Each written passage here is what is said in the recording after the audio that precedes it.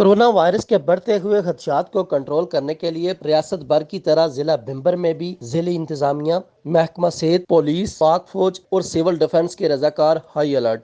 Corona virus के मजीद 2 case सामने आने की वजह से जिले इंतजामिया ने लॉकडाउन में मजीद सख्ती कर दी। गुज़िश्ता रोज गाजी गुड़ा से 4 साल बच्ची और जब्बी से 28 साल खातून में कोरोना वायरस की तस्दीक। भिंबर में कोरोना वायरस के मरीजों की तादाद 6 हो गई। District health officer doctor Iqbal Hussain Chaudhry ने केई न्यूज से गुफ्तगू करते हुए कहा, हमने 28 सैंपल हमने भिजवाए थे NIH में, उनमें से 27 नेगेटिव हैं और एक पॉजिटिव आया। इसके अलावा 1 अप्रैल को हमने 13 केसेस जो है ना वो गाजीगुड़ा से और 12 जो है ना वो हमने जब्बी से NIH में सैंपल हमने भिजवाए थे। उसमें 2 एक गाजीगुड़ा से बच्ची है उसका पॉजिटिव आया और एक जब्बी से खातून है उनका पॉजिटिव। बाकी जो ना वो सारे नेगेटिव जो ना वो रिपोर्ट्स मसूल हो गई हमें।